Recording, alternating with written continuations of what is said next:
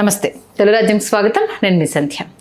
Congress senior leader Tulasi Reddy గారు చేసిన ఒక కామెంట్ ప్రస్తుతం కాపు సామ్రాజ్యంలో కాకరేపుతున్నాయి. ఎందుకంటే కాపు సామ్రాజ్యానికి సంబంధించి దాంట్లో సినీ ప్రపంచంలో దిగ్గజ స్థాయికి వెళ్ళిన ఒక వ్యక్తి పొలిటికల్గా ఇప్పుడు దిగ్గజ స్థానంలో ఉన్న మరో వ్యక్తికి సంబంధించి కీలక వ్యాఖ్యలు చేయడం జరిగింది. చిరంజీవి గారు, మెగాస్టార్ చిరంజీవి గారు, డిప్యూటీ సీఎం పవన్ కళ్యాణ్ గారు అసలు కాపులే కాదు అంటూ ఆయన చేసిన కామెంట్స్ ఇప్పుడు పెద్ద ఎత్తున దుమారాన్ని రేపుతున్నాయి. ఎందుకు తులసిరెడ్డి గారు ఇప్పుడు ఈ కామెంట్స్ చేయడం జరిగింది? ప్రధాన కారణం ఏంటి? మరి దీనికి సంబంధించి పూర్తి విశ్లేషణ తెలుసుకునే ప్రయత్నం చేద్దాం. చరిత్రకారుడు, రాజకీయ విశ్లేషకుడు జిల్లాగర్ శ్రీకాంత్ గారు మనతో ఉన్నారు. ఆయన మాటల్లోనే. శ్రీకాంత్ గారు నమస్తే అండి. నమస్కారం సంధ్య గారు. చరిత్రకారుడు మీరు. మీ కాపు సామ్రాజ్యానికి సంబంధించి నాకు తెలియంది ఏదీ లేదు అని చెప్తూ ఉంటారు.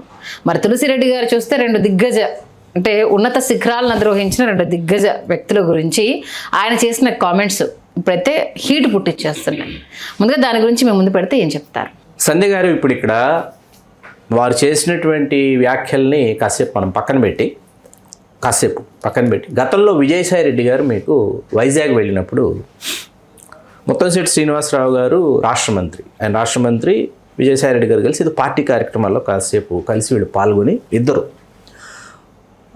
తర్వాత ముత్తంశెట్టి శ్రీనివాసరావు గారు మీరు ఇంక వెళ్ళండి, నాకు వేరే కార్యక్రమం ఉంది, నేను వెళ్తానన్నారు. ఏం కార్యక్రమం ఉందంటే మా వాళ్ళు వనభోజనాలు పెట్టుకున్నారు, ఆ వనభోజనానికి వెళ్ళాలి నేను అన్నారు శ్రీనివాసరావు గారు. అంటే నేను వస్తానన్నారు ఆయన. ఈయన వైజాగ్ ఉత్తరాంధ్ర జిల్లాల కోఆర్డినేటరు, సమన్వయకర్త, ఇన్ఛార్జి.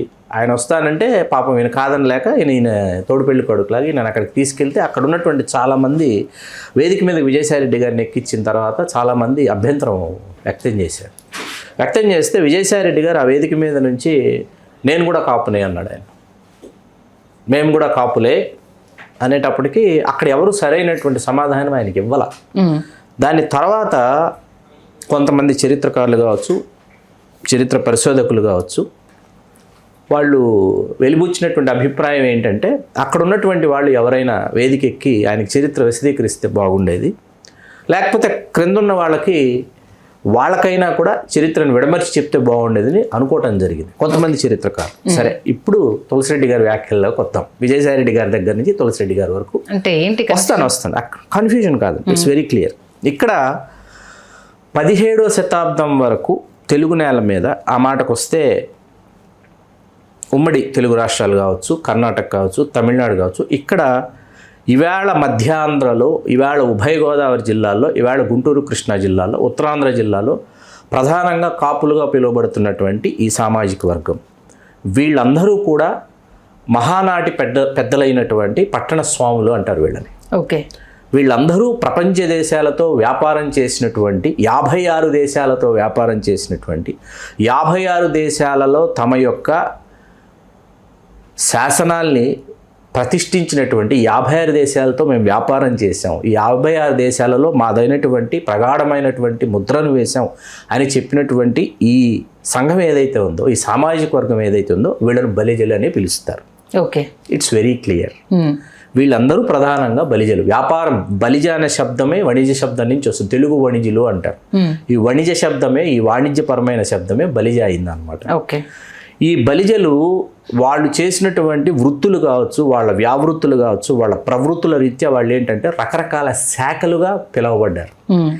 ఈ శాఖలు రత్నాల బలిజ అని, చంద్రగిరి బలిజ అని, ముత్యాల బలిజ అని, పగడాల బలిజ అని, ఇటువంటి పేర్లు. ఇక్కడ కోరంగి అని కాకినాడలో సర్ అర్థర్ కాటన్ రావడానికి 11 సంవత్సరాల ముందు కాకినాడ దగ్గర కోరంగి అంటారు. ఈ కోరంగి రేవు పట్టణం, ఈ కోరంగి ప్రధానంగా చేసుకుని మీకు ప్రపంచ దేశాలతో అప్పటికి వ్యాపారాలు చేస్తున్నటువంటి ఈ బలిజ వ్యాపారులు ఎవరైతే ఉన్నారో వీళ్ళు 400 కుటుంబాలు ఉన్నాయి అక్కడ. ఓకే. 400 అప్పటికి 18వ శతాబ్దం నాటికి. వీళ్ళు మీకు కోరంగి సైక్లోన్ అంటారు. ఇవాళ మనం యూట్యూబ్లోకి వెళ్ళి సెర్చ్ చేసిన కోరంగి సైక్లోన్లో 4 లక్షల మంది చచ్చిపోయారు అప్పట్లో. ఓకే. 4 లక్షల మంది చనిపోవడం కాసేపు పక్కన పెడితే మీకు కోరంగి సైక్లోన్ వచ్చింది, అక్కడ ఉన్నటువంటి నౌకా పరిశ్రమ అంతా ధ్వంసమైంది, ఆ తీరం అంతా ధ్వంసమైందని తెలిసి లండన్లో పండగ చేసుకున్నారు. అప్పటికి లండన్లో కూడా అటువంటి నౌకా పరిశ్రమ లేదు, అటువంటి నౌకా తీరం లేదు, అటువంటి ఓడలు లేవు, అటువంటి కర్మాగారాలు లేవు, అటువంటి వ్యాపారులు లేరు. మీకు అర్థమవుతుంది కదా. ఈ 400 మంది ఇంటి పేర్లతో సహా మనం సేకరించడం జరిగింది.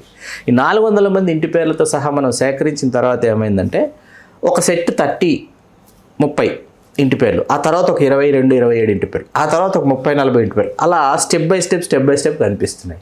ఎందుకు వీళ్ళందరూ స్టెప్ బై స్టెప్ ఉన్నారనేది మళ్ళీ మనం రీసెర్చ్ చేసాం. రీసెర్చ్ చేస్తే చాలా అత్యంత ఆశ్చర్యకరమైన విషయం ఏంటంటే 30 ఇంటి పేర్ల వాళ్ళు ఒక వ్యాపారం చేస్తున్నారు అనుకోండి, ఈ క్రింద ఉన్న 40 ఇంటి పేర్ల వాళ్ళు ఆ వ్యాపారం జోలికి వెళ్ళరు. ఓకే, వాళ్ళ కట్టుబాటు అది. వీళ్ళు వేరే వ్యాపారం చేసేటటువంటి వాళ్ళు. ఇప్పుడు 17వ శతాబ్దం నాటికి తెలుగు నేల మీద అసలు భూమిలోకి దిగి ఇవాళ మనం కాపులుగా మాది వ్యవసాయం అని ఎవరైతే చెప్పుకుంటున్న వాళ్ళు ఉన్నారు, ఉభయ గోదావరి, మధ్యాంధ్ర, అట్లాగే ఉత్తరాంధ్ర జిల్లాల్లో వీళ్ళెవరూ కూడా భూమిలోకి దిగి వీళ్ళు వ్యవసాయం చేయలేదు. మరి ఏం చేశారు? వీళ్ళు వ్యాపారాలు చేశారు, ప్రపంచ దేశాలతో వ్యాపారాలు చేశారు. వ్యాపారాలు చేసిన తర్వాత ఈ వ్యాపారం చేసేటటువంటి వ్యాపారులు ఎవరైతే ఉన్నారో వీళ్ళందరూ దండుగా బయలుదేరేవాళ్ళు, ముమ్మారి దండులు అంటారు. ఆ దండులన్నీ వచ్చి ఒక చోట ఒక బాట, ఒక మార్గ మధ్యమంలో కలిసి వీళ్ళందరూ అక్కడి నుంచి ప్రయాణం చేస్తారు. హ్యావర్ సాక్స్ అంటారు, లాజిస్టిక్స్ ఇవన్నీ కూడా అప్పుడే వచ్చాయి. పెరికి బలిజలు వీళ్ళందరూ అప్పుడే వచ్చారు లాజిస్టిక్స్కి సంబంధించి. వీళ్ళు వ్యాపారం చేసుకుంటూ ప్రపంచ దేశాలతో ఈ వ్యాపారం, ఈ బిడారులు, ఈ వర్తక సంఘాలని వీళ్ళు కాపాడుకోవడానికి వీళ్ళు ఏం చేసేటటువంటి వాళ్ళు అంటే వాళ్ళల్లో వారియర్ కల్ట్ ఉన్నటువంటి పర్సనాలిటీస్ని సెలెక్ట్ చేసుకుని వాళ్ళకి తమను రక్షించేటటువంటి ఒక బాధ్యతను అప్పచెప్పేటటువంటి వాళ్ళు వీరబలిజలు. వీళ్ళని ఎక్కట్లని కూడా ఉంటారు. ఒంటరి పోరాట యోధుడు అంటారు. శతద్రు వంశ యోధుడు అని మనం మగధీర సినిమాలో చూసామే, అది వాడి గురించే అనమాట. 100 మంది వచ్చి 100 మందిని చంపి కానీ వాడు చచ్చిపోడు. అట్లాంటి యోధులు ఇందులో ఉంటారు. వీరకోడి దండు అంటారు. ఇట్లా చాలా రకరకాల ప్రస్తావనలు వస్తాయి చరిత్రలో. వీరగల్లులు అని మనకి గ్రామ శివార్లలో వీరగల్లులు ఉంటాయి. దీనిలలో కూడా వీళ్ళ ప్రస్తావన ఉంది, వీళ్ళ చరిత్ర ఉంది. తర్వాత వీళ్ళు గ్రామం మీద పెత్తనం కలిగి ఉండేవారు, అధికారం కలిగి ఉండేవారు. తీర్పర్లు వీళ్ళు, కోర్ట్స్ అన్నమాట, లోకల్ కోర్ట్స్ వీళ్ళు. శెట్టి సమయాలు అంటారు. శెట్టి సమయం అంటే సమూహం, సమయము మీన్స్ సమూహము. శెట్టి సమయాలు అంటే ఒక గ్రామం నిర్మించాలంటే ఈ బలిజ పెద్దలు ఎవరైతే ఉన్నారో, ఈ బలిజ భూస్వాములు ఎవరైతే ఉన్నారో, ఈ బలిజ వ్యాపారులు ఎవరైతే ఉన్నారో వీళ్ళు 18 నుంచి 21 కులాలతో గ్రామాన్ని నిర్మించేటటువంటి వాడు. అలా గ్రామాన్ని నిర్మిస్తున్నప్పుడు గ్రామాధికారిగా రట్టడు, రట్ట, రెడ్డి అంటారు. వాళ్ళు రెడ్లు. రాష్ట్రకూటుల దగ్గర వీళ్ళ ఇవి మొదలవుతాయి. పాలెగాళ్ల వ్యవస్థలో కూడా వీళ్ళ మూలాలు ఉన్నాయి రెడ్లకు సంబంధించి. అది టైటిల్. రట్టడు, రెడ్డి అనేది title, it's not caste. Okay. కమతం చేసినటువంటి వాళ్ళు కమ్మవాళ్ళు అయ్యారు. కమతం చేసినటువంటి వాళ్ళు ఈ భూస్వాములు ఎవరైతే బలిజ షావుకారులు ఉన్నారో, బలిజ పెద్దలు ఉన్నారో వీళ్ళు 100,000 ఎకరాలకు వీళ్ళు భూస్వాములుగా ఉండేవాళ్ళు. వాళ్ళు అక్కడ నిలబడి ఇక్కడ ఈ పంట వేయాలి, నల్లరేగడలో ఈ పంట వేయాలి, ఎర్రరేగడలో ఈ పంట వేయాలి, ముంగారు పంటలు అంటే ఏంటి, అసలు ఆ పొలం గట్ల మీద ఏం వేస్తే పండుతాయి అనేటటువంటి నిర్ణయం వీళ్ళు తీసుకుని కమతం అప్పచెప్పారు. అలా కమతం చేసినటువంటి వాళ్ళు కమ్మవాళ్ళు అయ్యారు. అందుకే భూమికి సంబంధించి భూస్వామి కంటే వ్యవసాయం చేసినటువంటి వాడికి ఎక్కువ తెలుసు. మీకు అర్థమవుతుంది కదా నేను చెప్తున్నదంతా. సరే, ఇప్పుడు వీళ్ళు తెలగాలు ఎప్పుడయ్యారు, కాపులు ఎప్పుడయ్యారు అన్నది ఇప్పుడు ప్రధానమైనటువంటి ఒక చర్చ. అదే కదా. ఇక్కడ తెలగా బలిజలు అని పిలిచేవాళ్ళు. తెలుగు నేల మీద ఉన్నటువంటి బలిజలందరూ ఈ బలిజ వ్యాపారుల్ని, బలిజ షావుకారులని వీళ్ళందరినీ తెలగా బలిజని అని పిలిచేటటువంటి వీళ్ళలో మనం ఇందాక వారియర్ కల్ట్ గురించి మాట్లాడుకున్నాం. యోధుడు, వాడిలో వీరత్వం ఉండేది. తెలగ పటాలాలు ఉండేవి తెలుసా మీకు? బ్రిటిష్ వాళ్ళ దగ్గర తెలగ రెజిమెంట్స్ ఉండేవి. ఓకే. పటాలం అంటే సైనికులందరూ తెలగాలే అనమాట. వీళ్ళలో వారియర్ కల్ట్ వాళ్ళందరూ సైనికోద్యోగాల్లో ఉండేవాడు. ఏది రాజాస్థానాలలో కావచ్చు, రాజుగారి దగ్గర కావచ్చు, సామంతరాజుల దగ్గర కావచ్చు, వీళ్ళు ఆ హోదాని అనుభవించారు. వాళ్ళే ఆ తర్వాత మీకు తొలినాడలో బ్రిటిష్ ఇండియా గవర్నమెంట్లో వీళ్ళు అక్కడి నుంచి బ్రిటిష్ సైనికుల తర్వాత పోలీస్ ఆఫీసర్గా, మీకు తొలితరం పోలీస్ ఆఫీసర్స్ అందరినీ చూస్తే ఒకసారి మీకు తెలగాలే కనిపిస్తారు. ఈ తెలంగాణలు వీళ్ళే కనిపిస్తారు. వీళ్ళందరూ ఆ తర్వాత వీళ్ళు బ్రిటిషర్స్తో కలిసి వీళ్ళు ప్రయాణం చేశారు. ఈ తెలగ తెలగ బలిజలు ఎవరైతే ఉన్నారో ఈ తెలగ బలిజ కుటుంబీకులంతా బ్రిటిషర్స్తో కలిసి ప్రయాణం చేశారు. అందుకు వీళ్ళందరూ భూస్వాములు తిరిగి భూస్వాములు అయ్యారు. ఎవరి వల్ల? బ్రిటిషర్స్ వల్ల. మళ్ళీ 100 ఎకరాల మీద అధికారం ఈ తెలగాలకు అప్పచెప్పారు.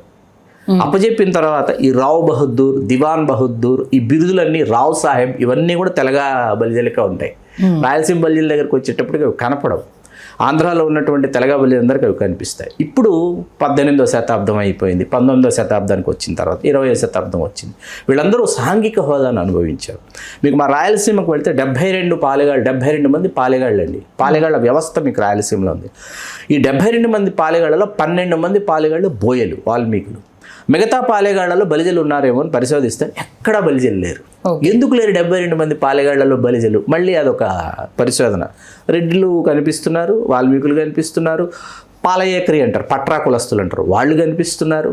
వీళ్ళందరూ కనిపిస్తున్నారు తప్ప బలిజలు కనిపించట్లా. ఎందుకు బలిజలు కనిపించట్లేదంటే వీళ్ళు ఆ వ్యవస్థ కంటే చాలా ఎత్తులో, స్థానాల ఎత్తులో, 100 మెట్ల ఎత్తులో ప్రపంచ దేశాలతో వ్యాపారం చేస్తే పాలెగాళ్ళ వీళ్ళు మన కింద పాలెగాళ్ళు, మన కింద వీళ్ళు పనిచేయాలి, మనం ప్రపంచ దేశాలతో వ్యాపారం చేస్తున్నాం. చైనాలో బలిజవర్తక దేవాలయం ఉంది సంధ్య గారు. చైనాలో 50 కాంబోడియా వెళ్ళారు, చైనా వెళ్ళారు, జపాన్ వెళ్ళారు, తైవాన్ వెళ్ళారు, వ్యాపారాలు చేశారు, మయన్మార్ వెళ్ళారు, ఎక్కడికి వెళ్ళలేదు, ఆఫ్రికాకు వెళ్ళారు.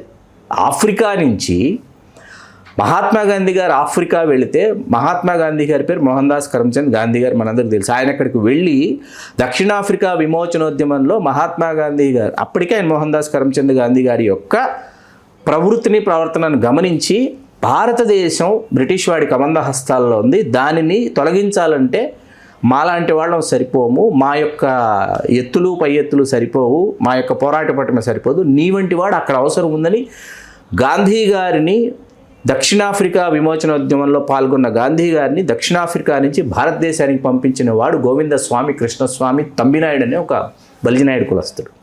గాంధీ గారికి ఇన్స్పిరేషన్. ఆయన తన ఆత్మకథలో ఆయన రాసుకున్నారు, చెప్పారు ఆయన. అటువంటి నాయకుడిని నేను నా జీవితంలో మళ్ళీ చూడలేదు, చూస్తాను అనుకోలేదని గాంధీ గారు రాసుకున్నారు. ఇట్లా వీళ్ళందరూ ఎక్కడికి వెళ్ళారు, ఎప్పుడు వెళ్ళారు? వీళ్ళు ప్రపంచ దేశాలతో వ్యాపారాలు చేశారు. శ్రీలంకని పరిపాలించినటువంటి కండీ రాజులు, రాయదుర్గం, చంద్రగిరి, కేలడి, కిట్టూరు, చెంజి, మధుర, తంజావూరు, వీటన్నిటిని పరిపాలించింది ఎవరు? బేలూరు, హలేబీడు, ఇవన్నీ పరిపాలించింది ఎవరు? వీళ్ళే. వీళ్ళు పరిపాలించారు.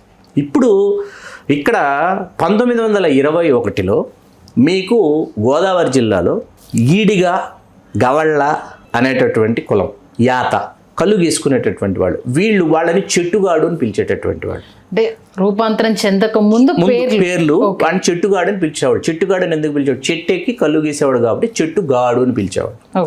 లేదా గవళ్ళ, ఆ గవళ్ళ వాళ్ళని పిలవండి అనేటటువంటి వాడు. తర్వాత గౌండ్లు అక్కడికే వస్తున్నారు. వాళ్ళు మనకు ఒక టైటిల్ లేకుండా పోయింది, మనకు ఒక టైటిల్ ఉంటే బాగుంటుంది అని వీళ్ళు వెళ్ళి వాళ్ళు విజ్ఞాపన పత్రం ఇచ్చారు. సర్దార్ గౌతు లచ్చన్న గారి ప్రమేయం, పాత్ర ప్రాధాన్యత కూడా ఉన్నట్టుంది అప్పట్లో. వెళితే అప్పుడు ఏం జరిగిందంటే గోదావరి జిల్లాలో ఎక్కడికి వెళ్ళినా ఎవరి దగ్గరికన్నా బలిజి గారు, బలి షావుకార్ గారు, పెదకాపు గారు, ఈ బలిజలకు మాత్రమే పెదకాపు అనే గౌరవం ఉందండి. పెదకాపు గౌరవం అనేది బలిజలకే ఉంది, వేరే వాళ్ళకి లేదు అని పిలుస్తుండేవాళ్ళు. ఈ బలి షావుకార్ గారు, బలిజనాయుడు గారు వచ్చారు అని పిలుస్తుండేవాడు. ఇది వీళ్ళకేంటంటే ఈ బలి శబ్దం అనేది వీళ్ళకి బాగా రిజిస్టర్ అయిపోయింది. వీళ్ళు ఏం చేశారు, మనం అటువంటి పేరు ఏమన్నా పెట్టుకోగలమా అని చూస్తే బలిజ శాఖలు ఏవైతే ఉన్నాయో ఆ శాఖలలో వీళ్ళకి ఈ పలానా పేరు లేదు, మనం చెట్టుగాడిని పిలుస్తున్నాం కదా, చెట్టు బలిజ అని రాయించుకుందాం అని ఒక జీవో తెచ్చుకున్నారు 1921. చెట్టు బలిజ. ఆ చెట్టు బలిజనే వాళ్ళు శెట్టి బలిజని గోదావరి జిల్లాలో రాసేసుకోవడం మొదలుపెట్టారు. కానీ శెట్టి బలిజలు అనేవాళ్ళు శెట్టి అని ఇంటి పేరున్న రాయలసీమ, నెల్లూరు, ప్రకాశం, అక్కడ శెట్టి బలిజలు ఉన్నారు. ఏది గోదావరి జిల్లాలో. వీళ్ళందరూ బలిజనాయుళ్ళు, బలిషావుకర్లేనండి. వీళ్ళు శెట్టి అనే పేరు కనిపించిందంటే ఖచ్చితంగా వ్యాపారం చేసినటువంటి బలిజలవాడు. ప్రపంచంలో ఏదో ఒక దేశంతో వాడు వ్యాపారం చేసి ఉంటాడు. గోపిశెట్టి, రామిశెట్టి, పృథ్వీశెట్టి, ఈ ఇంటి పేర్లు ఉన్నటువంటి వాళ్ళందరూ, సూరిశెట్టి, వాళ్ళు ఖచ్చితంగా, రంగిశెట్టి, ఇంటి పేర్లు ఉన్నటువంటి వాళ్ళందరూ కూడా ఖచ్చితంగా ప్రపంచ దేశాలతో వ్యాపారం చేసినటువంటి ఫస్ట్ క్లాస్ బిజినెస్ కల్ట్ అన్నమాట. మీకు ఈ ప్రపంచ దేశాల్లో 56 శాసనాల గురించి ఇందాక మనం మాట్లాడుకున్నాం. 56 శాసనాల్ని ప్రతిష్ఠించినటువంటి జాతి మానవ జాతి పరిణామ క్రమంలో ఉంది ప్రపంచంలో అంటే ఈ ఒక్క జాతే ఉంది. ఇంక వేరే ఏ కులానికి ఇన్ని శాసనాలు లేవు. 56 శాసనాలు వేశారు వీళ్ళు. 56 శాసనాలు వేశారు. 500 దేశాలకు వెళ్ళారు వీళ్ళు. 500 దేశాలు, 500 దేశాలతో వీళ్ళు వ్యాపారం చేశారు. రకరకాల పేర్లతో ఎందుకు పిలువబడ్డారు? వాళ్ళ వృత్తి, వాళ్ళ ప్రవృత్తి, వాళ్ళ వ్యావృత్తుల్ని అనుసరించి పిలువబడ్డారు. ఇప్పుడు ఇక్కడ ఈ గోదావరి జిల్లాలో ఏమైంది, వీడు చెట్టుబలి అని రాసుకోవడం మొదలుపెట్టారు.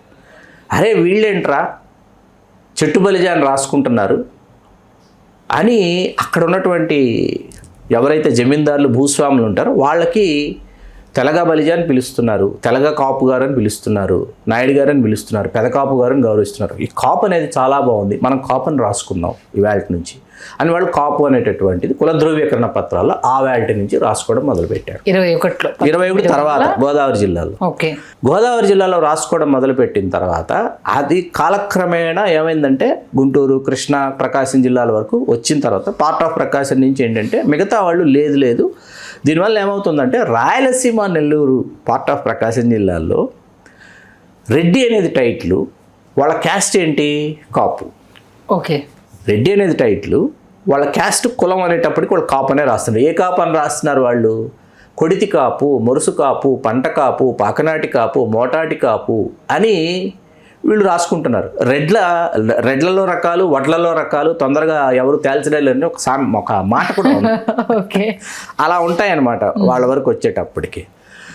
ఇక్కడ బలిజలకు వచ్చేటప్పటికి రత్నాల బలిజ, చంద్రగిరి బలిజ ఇవన్నీ కూడా కాలక్రమంలో ఏమైపోయినాయంటే బలిజ అనేది ప్రామినెంట్గా ఫోర్ ఫ్రంట్లోకి వచ్చింది. రాయలసీమ, నెల్లూరు, ప్రకాశం జిల్లాల్లో బలిజలుగా పిలువబడేటటువంటి వాళ్ళు తమిళనాడు, కర్ణాటకలో కూడా, కేరళలో కూడా ఉన్నారు. వాళ్ళందరూ కూడా మనకి మధ్యాంధ్ర, ఉత్తరాంధ్ర, గోదావరి జిల్లాలో ఉన్నటువంటి వాళ్ళు కాపులు, ఒకటే సంబంధ బాంధవ్యాలు కలిగి ఉన్నటువంటి వాళ్ళు.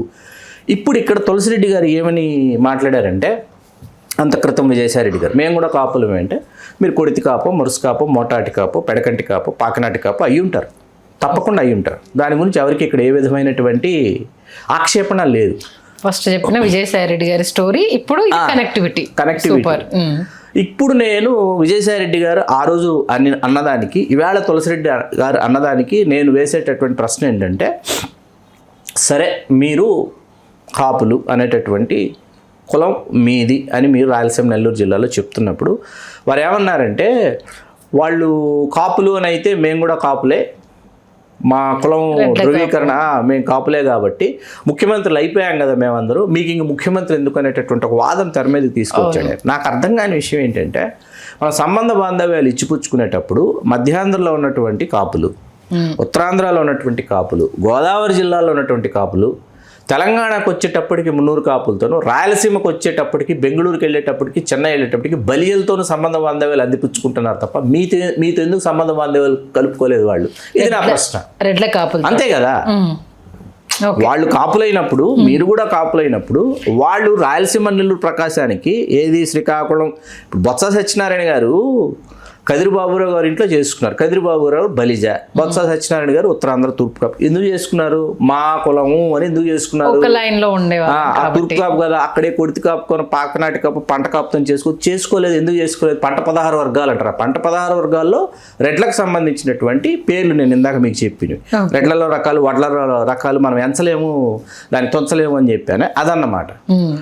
వీళ్ళ బాధ అంటే ఏంటంటే, తులసిరెడ్డి గారిది కాసేపు పక్కన పెడితే, గతంలో మీకు గాది వెంకటరెడ్డి గారిని ఒక ఆయన ఉండేవారు, రాష్ట్ర మంత్రి చేశారు, పర్చూరు నుంచి శాసనసభ్యుడు. ఆయన చిరంజీవి గారు విలీనం అది చేసిన తర్వాత కాంగ్రెస్ పార్టీ, ఆ తర్వాత గంటా శ్రీనివాసరావు గారు, సి రామచంద్ర గారు వీళ్ళందరూ మంత్రులు అయ్యారు. అప్పుడు మంత్రులు అయినప్పుడు మీకు 8 మంత్రులు ఉన్నారండి.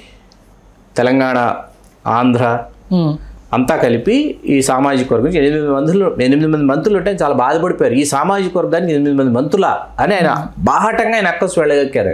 14 మంది రెడ్లు ఉన్నారు.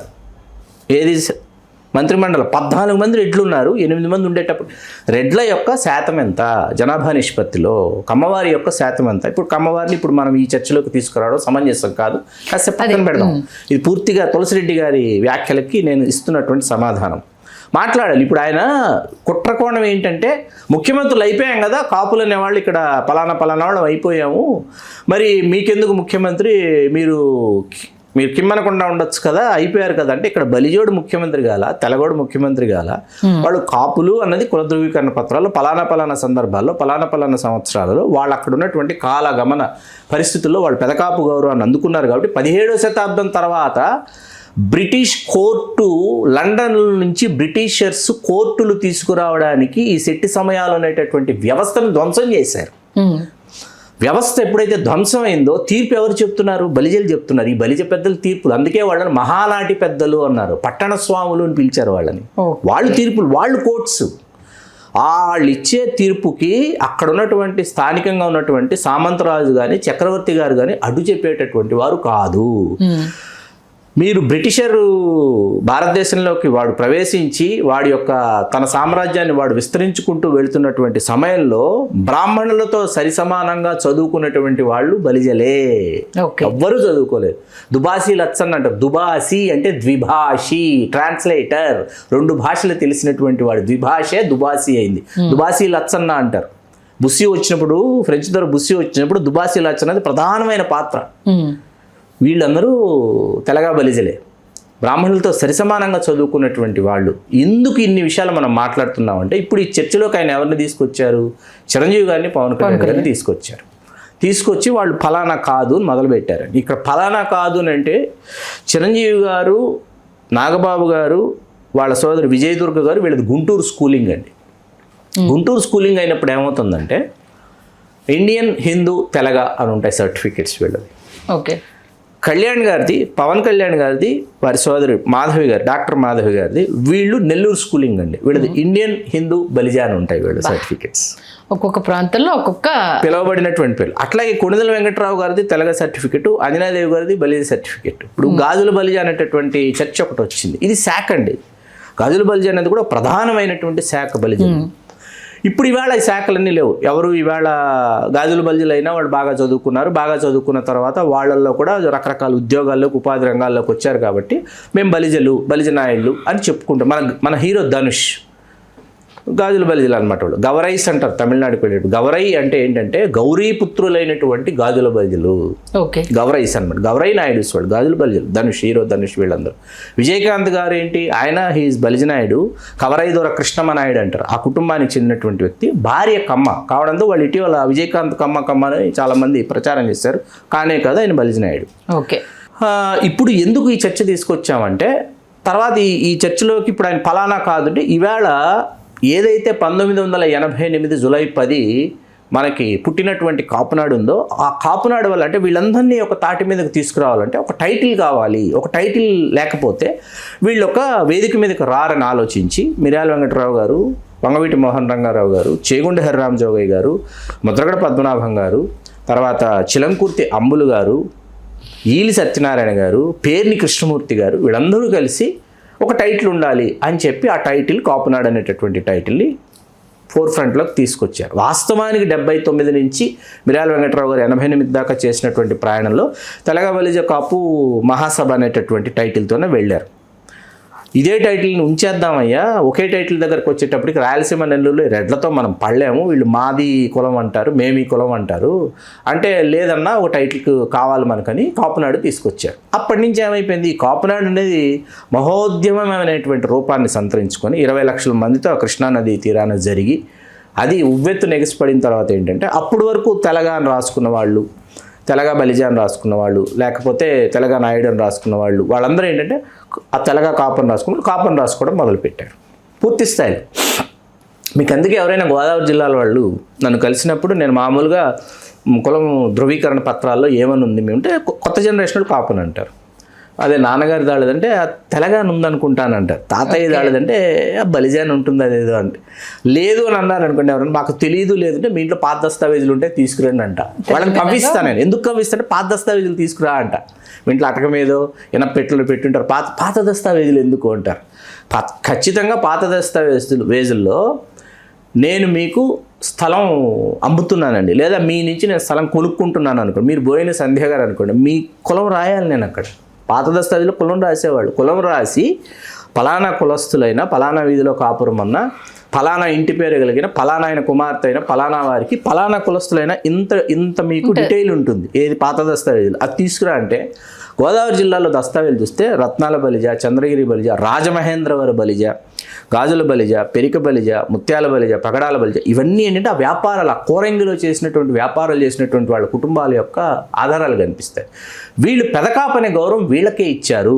ఎందుకు ఇచ్చారు? వేలాది ఎకరాలకు వీళ్ళు భూస్వాములు కాబట్టి ఈ భూస్వాములైనటువంటి బలిజనాయుల దగ్గర రెడ్లు గ్రామాధికారులు గాను, కమ్మవారు కమతం చేసేటటువంటి వారు గాను ఉన్నారు. మిగతా సామాజిక వర్గాలని, మిగతా కులాలన్నింటినీ కూడా, శ్రామిక, కార్మిక, కర్షక కులాలన్నింటినీ తీసుకుని 18 నుంచి 21 కులాలు మాత్రమే ఉండేవి సమాజంలో. వాళ్ళతో గ్రామాన్ని నిర్మించేటటువంటి వాళ్ళు, ప్రతి గ్రామాన్ని వీళ్ళు నిర్మించేటటువంటి వాళ్ళు. నిర్మించిన తర్వాత ఏంటంటే ఆ రోజుల్లో ఎవరు తమ కుల వృత్తుల్ని తక్కువగా చూసుకునేటటువంటి వాళ్ళు కాదు. అట్లాగే తమ కులం చెప్పుకోవడానికి ఎవరు జంకేవారు కాదు. కులం చెప్పుకోవడానికి ఎవరు భయపడేవారు కాదు, సిగ్గుపడేవారు కాదు. ఆత్మాభిమానంతో, ఆత్మగౌరవంతో నేను ఈ కులవృత్తి చేసుకుంటున్నాను. ఎందుకంటే వాడు లేకపోతే గ్రామంలో అక్కడ మీకు ఆ కార్యక్రమం జరగదు, వ్యవస్థ ఆగిపోతుంది కదా.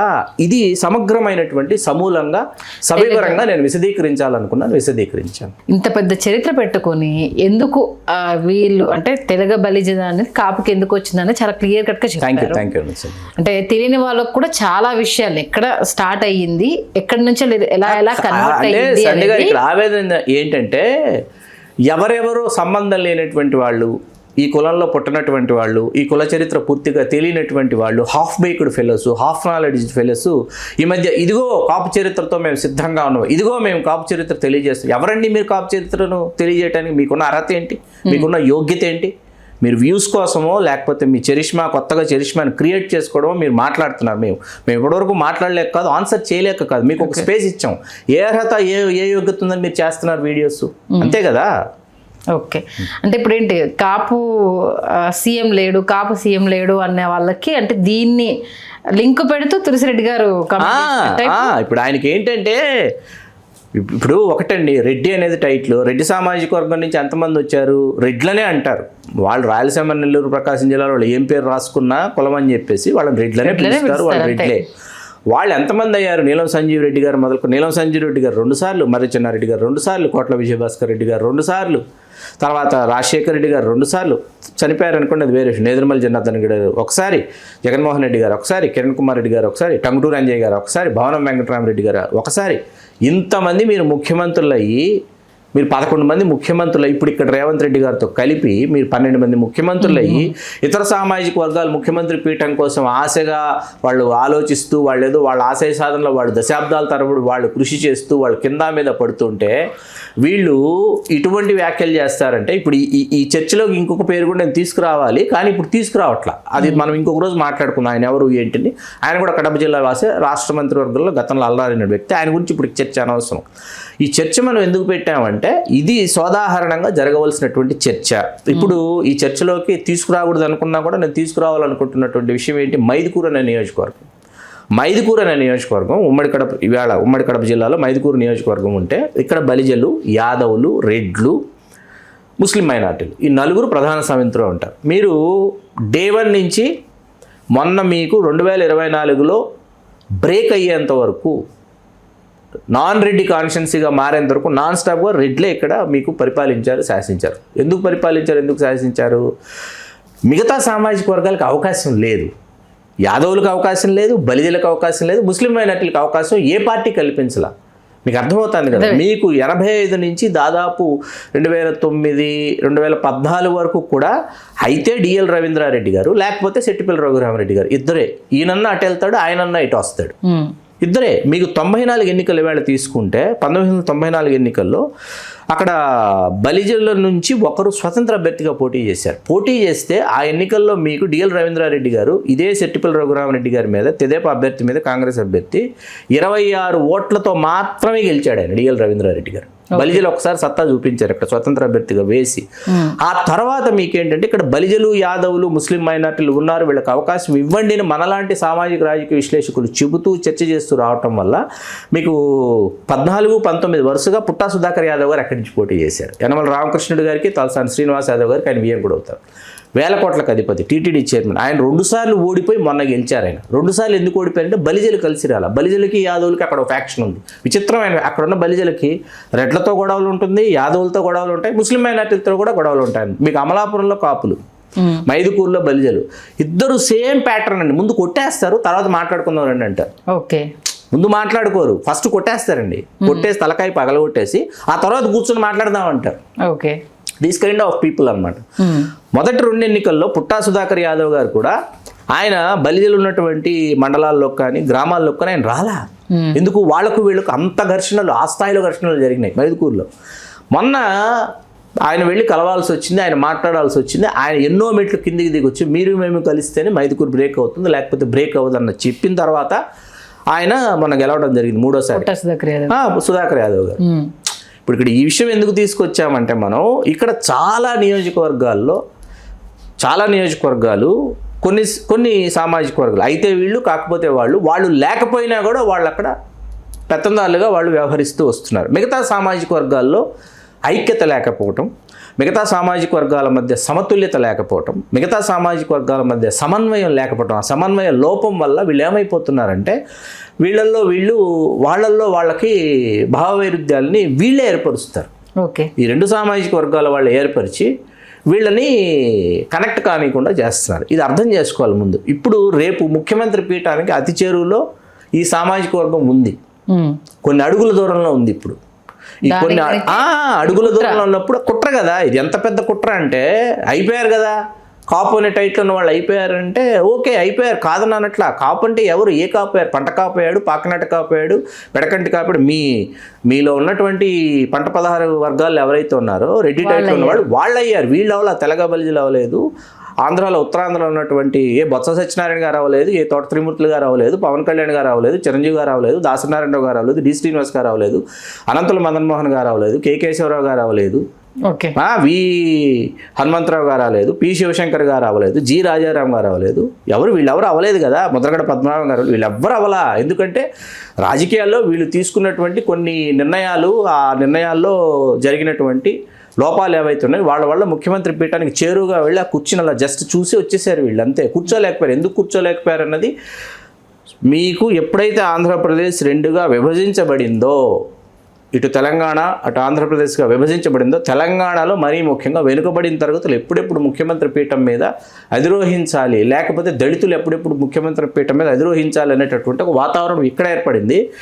ఏదైతే ఈ సామాజిక వర్గం ఉందో, మధ్యాంధ్ర, ఉభయ గోదావరి, ఉత్తరాంధ్రలో కాపులుగా పిలువబడుతున్నటువంటి బలిజలు, రాయలసీమ, నెల్లూరు, ప్రకాశం జిల్లాల్లో బలిజలుగా పిలువబడుతున్నటువంటి కోస్తా కాపులు, వీళ్ళు ముఖ్యమంత్రి పీఠానికి చాలా చేరువైపోయారు. అది వీళ్ళకి అర్థమైపోయింది. అర్థమైపోయిన తర్వాత ఇప్పుడు ఇటువంటి కొత్త చర్చల్ని తెర మీదకు తీసుకొస్తున్నారు. చాలా విషయాలు చాలా స్పష్టంగా చరిత్ర దృష్టికోణంలో, చారిత్రక దృష్టితో మనం మాట్లాడబోతున్నాం. మాట్లాడటానికి కంకణబద్ధులై సిద్ధమై మనం ముందుకు వచ్చాం. అది ఓకే. మొత్తానికి అంటే మూలం తెలియకుండా మాట్లాడడము కరెక్ట్ కాదు అన్న విషయాన్ని చాలా బాగా చెప్పారు. ధన్యవాదాలు శ్రీకాంత్ గారు. ధన్యవాదాలు సంధ్య గారు.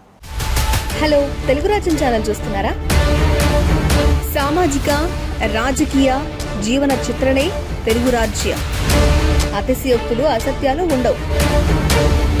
రాజకీయ కోణం కాదు, ప్రజా కోణమే కొలబద్ద. తెలుగు రాజ్యం వీక్షణ మీ ఉత్తమ అభిరుచికి నిదర్శనం.